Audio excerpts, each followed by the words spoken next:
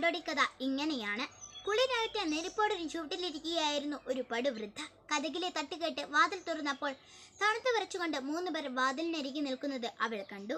അവർ അവളോട് പറഞ്ഞു, നമുക്കൊരു രക്ഷകൻ പിറന്നിട്ടുണ്ട്. ഞങ്ങളോടൊപ്പം വന്ന് അവിടുത്തെ നമസ്കരിക്കുവാനാണ് ഞങ്ങൾ വന്നിരിക്കുന്നത്.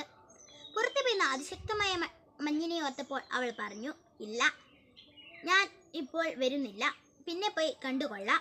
ആ രാത്രി മുഴുവൻ നെരുപ്പോടിന് അരികുപറ്റി അവൾ ഇരുന്നു. പിറ്റേന്ന് പ്രഭാതത്തിൽ തനിക്ക് വേണ്ടി പിറന്ന രക്ഷകനെ കാണാൻ ഒരു പിടി കുന്തിരിക്കവുമായി അവൾ ഇറങ്ങി. പക്ഷെ ഇപ്പോഴും അവൾ അലയുന്നു. രക്ഷകൻ ജനിച്ചതെവിടെയാണെന്നോ അങ്ങോട്ടുള്ള വഴി ഏതെന്നോ അറിയാതെ അവളെ ആർക്കും സഹായിക്കാൻ കഴിയുന്നില്ല പ്രവർത്തിക്കാൻ. കൂട്ടുകാരെ, കൂടെയുള്ള ഉണ്ണീശോയുടെ സാന്നിധ്യം തിരിച്ചറിയാൻ സാധിക്കുന്നുണ്ടോ? ഈ ക്രിസ്മസ് നാളിൽ എപ്പോഴും സുഹൃതജപം ഉരുവിടുവാൻ ശ്രദ്ധിക്കണേ.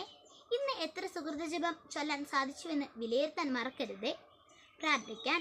ഉണ്ണീശോയെ, ഒരിക്കലും അങ്ങിൽ നിന്ന് അകന്നു പോവാൻ എന്നെ അനുവദിക്കരുതേ.